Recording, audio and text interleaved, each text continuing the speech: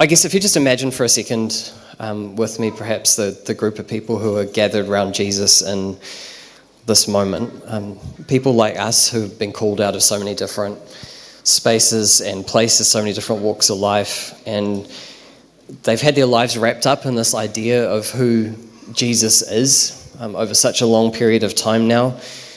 The descendants of this people with this whakapapa, this like story of the work of God in their history, in their world, in their community, but they've lived in this really difficult space now for centuries with this succession of military superpowers who've just kind of come in and oppressed them, and yet they've kind of dared to hope that the promises in their scriptures are true, that some of the ancient kind of words of the prophets were going to come to pass, that at some point God is going to step in and do something. And so when they're out with Jesus and they're kind of seeing what Jesus does, the miracles that Jesus works, when they're listening to the words that Jesus speaks, when they're kind of hearing and seeing all of this stuff, and the crowds are getting bigger and bigger and bigger and bigger, they see the answers to some of their prayers, I think, in Him, and that they have this very clear sense that God is at work, that God is with them, close at hand. But then we kind of get to what we've just walked through in this Easter season, hey, and it's pretty tricky. In the space of a week, it goes from this joyful welcome kind of scene on Palm Sunday to suddenly this moment when the crowds turn on Jesus and this awful work of injustice and violence is carried out against Him. And we see in the gospel stories the kind of total disillusionment and the trauma of this moment. Disciples hanging back at the fringes over this time. Some of those who've been closest are kind of washing their hands of Jesus in this space. They abandon Him because the expectations of what they thought and the reality that they're met with, they're not really matching up. And then there's been these 3 days of kind of like hiding out in fear, kind of waiting for the soldiers to come for them as well, maybe for the door to be kicked down and them to be dragged off. 3 days of this kind of darkness and grief. And then suddenly here's Jesus and kind of shows up amongst them, and He's got this, different, from the, different story to tell. The world has actually fundamentally shifted in just a few days in what has just happened. And there's this life which is to be lived now in light of this assurance that we find here right at the end of Matthew's Gospel: surely I am with you always to the very ends of the age. And I guess the context, and trying to think about and trying to imagine the context, I guess, is really important this morning for us, because of the tension, I guess, I feel in what is quite a profound thought just kind of falling a little bit too easily on us. Because, Jesus is alive, promises to be with us. If we just kind of sing loud enough and don't think too deeply about any of this, then we won't need to grapple with it. But I do think, and this was picked up on in what Rosalie was saying, this text, it gives us a little bit of permission this morning to kind of go a little bit deeper and grapple with this, because we see this in the disciples. Face to face with Jesus, alive and picked up in this beautiful work by a Sri Lankan artist. There's a mixture here in this scene of worship and doubt in the faces of those who are gathered. When they saw Him, they worshipped, but some doubted. This is the reality that these words of Jesus are falling into, this kind of space where worship and doubt are present at the same time. And I guess all of this is important because it would just be really easy for us to kind of skip over this idea of God being with us as just sort of basic and fundamental, because it is, after all, just familiar stuff if we've been around the church for a while. We think about some of the greatest words in the Psalms, 23rd Psalm. He guides me along the right paths for His name's sake. Even though I walk through the darkest valley, I will fear no evil, for you are with me. Or the beautiful words in Psalm 139, where can I go from your spirit? Where can I flee from your presence? If I go to the heavens, you are there. If I make my bed in the depths, you are there. If I rise on the wings of the dawn, if I settle on the far side of the sea, even there your hand will guide me. Even there your right hand will hold me fast. It's the promise which is made over and over again to key figures through the biblical story that God is in some way with them. It's the promise of Christmas, where we've been a few months ago, that Jesus is Emmanuel, who is God with us. And then, of course, 50 days after Easter, we hit Pentecost. And there's this idea that flows out of it that God is not just God kind of with us, but also God at work within us as well. That the same presence which encouraged and empowered Jesus' ministry and mission is also given to us as the church. So God is with us, and if we've been around the church for a chunk of our lives, then we just kind of that idea, it feels perhaps a little bit too easy to kind of think about, I suppose. When things are great, when good stuff is happening, it's easy, The job that we wanted comes through. The house that we liked becomes available. The relationship we'd been hoping for. The money when we needed it. All of that sort of stuff is, we walk in some of these seasons of the church calendar where these ideas are a little bit more at the surface. When we go through Lent and Easter and Advent and kind of Christmas, for those who've just been at Easter camps, we're going to these huge gathered spaces. It's overwhelming, as I was saying last week, the full sound and light show, the kind of ultra sensory experience of the space, and it's super fun and it's super exciting, and there's an expectancy for God to move, and you can feel it in the room that God is close, God is here. But life isn't always like those spaces, and we're almost at the point on the traditional kind of liturgical calendar in the church where we go back into what is known as ordinary time. We're still got to get through Pentecost before we get there, but ordinary time is perhaps a good way to think of the spaces that we might walk back into again tomorrow. As we get back on the school bus again, as we enter into the classroom, as we go into the office and the emails, as we get into the traffic, as we get back into the rhythms of family life, which have been on hold for a couple of weeks, as we get back perhaps this morning into unspectacular church, where the volume is turned way down on where it was last weekend. Perhaps, back into those things that we've been ignoring as we've just kind of walked through a couple of slower weeks. The real world realities that are waiting to confront us there tomorrow morning when the weekend is finished. It's in these spaces that the final words of Jesus in Matthew's gospel will actually need to be felt and fully worked out. Because the real world is not like the one that we've just been through. And it's not always an easy space to navigate. It's not always a space where we walk with that sense all the time that, yes, God is indeed with us. It's a space where, as the disciples find themselves in our text this morning, we also find ourselves, I think, a lot of the time somewhere on that spectrum between worship and doubt. And some of the stuff is kind of like too big to answer, but I guess I'm just wanting to kind of lean in a little bit to that this morning, and to say perhaps then it's important for us as we head off from Sunday, from the holidays and into Monday morning. It's important for us to hear along with the disciples today that the question of whether or not God is with us is not always understandable by our experience in life. God being with us, it's not dependent on how awesome the worship is at camp or how terrible the worship is in our local church. Not that it's terrible here, it's great. It's awesome.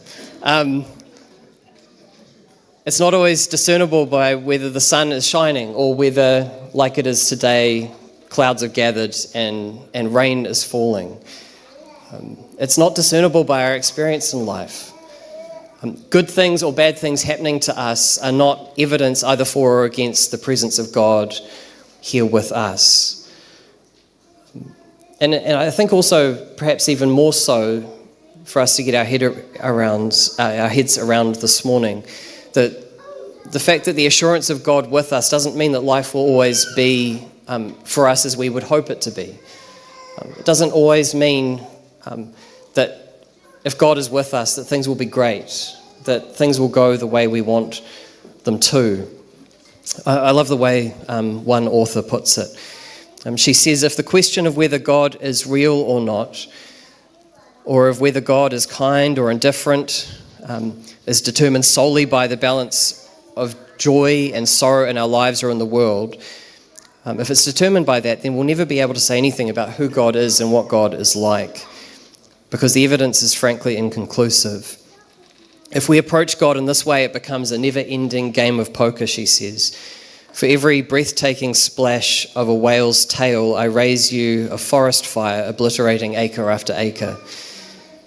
For every monarch butterfly migration, I raise you ticks spreading Lyme disease. For every mother enraptured by her child's first smile, there's another mother whose newborn struggles for his final breath. For every inspiring act of human goodness, there's another person scheming against the weak. In all of our lives, from the happiest to the most tragic, the circumstantial evidence of God's goodness is divided. There is always beauty and there is always horror. I mean, I could just open my phone and flick on to Radio New Zealand right now, and I had a list of kind of some of the headlines from the last few days, but I don't really want to repeat them this morning. If you've been watching the news, there's been some awful stuff happening. Just stuff that's just soul crushing. Perhaps you're looking at your own life right now, and the headlines in your life are not looking so flash either. And maybe then the encouragement is that what matters more for us is less the circumstantial stuff, the stuff that is kind of just right here in front of us, and perhaps more the bigger story and the wider picture. And I wonder if that isn't a little bit of what Jesus is leaving here for these disciples. Surely I am with you always to the very end of the age. Because the start of an answer to how in any meaningful way God is actually with us is actually found in the one who speaks these words. Because here is Jesus who Scripture says walks through the full experience of what it means to be human. All of the joy and the beauty, but also all of the horror, all of the hardest and darkest moments as well. Jesus, who experiences, as we have just been remembering, the worst of what we could offer to him. As the prophet said of Jesus, a man of sorrows who knows pain firsthand. This is who Jesus is.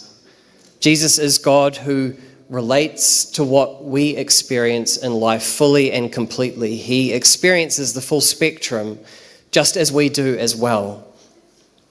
But it's also not just a super relatable kind of human Jesus who stands in front of these disciples to say these words. It's a Jesus who we find on the other side of death as well. Jesus who stands there in this kind of reach out and touch me resurrection reality. Paul writes that the resurrected Jesus is kind of the first fruits, the hope of what will one day be true for all of creation. Not disembodied souls floating around on clouds playing harps, but actually reach out and touch it. Physical hope for you and for me, a Jesus who greets these disciples with those words that we just picked up on, that all authority over everything in heaven and on earth has been given to him. In this space, we find God closer than we expect and more powerful than sometimes we may hope.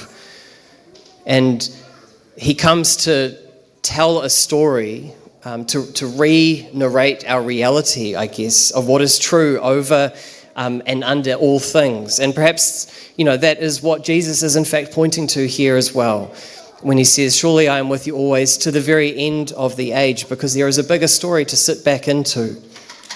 The entire biblical story is bookended by God's determination to, in a meaningful way, be here with us.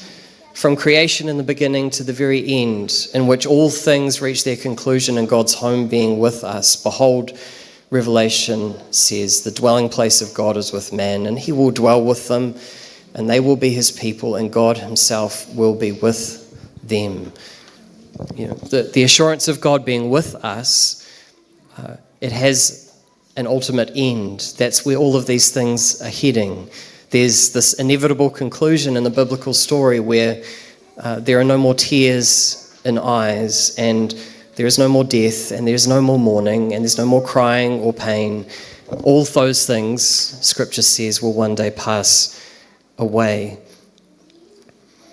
And so, we're met this morning by resurrected Jesus along with these disciples, and just like with them, it's sort of this point of transition for us where the experience of everything that has come before has to find a home in the real life spectrum of our reality, somewhere on that spectrum between worship and doubt, where all of us find ourselves at any given time. And we need a word which is sufficient for this, not one that's just an easy cover-all, but equal to the complexity of life and big enough to hold us and for us to be able to pin our hopes to. We have to be met as this group of weary and doubting disciples were, with something which helps us to make sense of our experience and which is robust enough to send us, as it did for them, to live in a way which declares that this stuff is true. And I guess this is the last thing to say, because this is, after all, what this encouragement of Jesus is about. It's not about personal encouragement. It's not just about helping us to feel better about ourselves, although it can do that. It's not just meant for that, though. It is, as Reti was picking up on, it is about commission. It is about being sent. This is a word which is meant to give us what we need so that we may be able to turn away from ourselves and turn away from those things which fill our hearts and our minds and turn towards our world as Jesus does. And there to be a good news people, to be gospel people in a world where bad news so often dominates the scene. And I guess in so doing, to be sent to be amongst it, not in a way that wallpapers over the complexity of life, not by ignoring the hard questions and the significant doubts, but to follow in the footsteps of Jesus in that self-diminishing humility, in that faith, which says that even here in amongst the beauty and the hardship, here in and amongst all of these things is God with us, as Jesus says, until the very end of the age.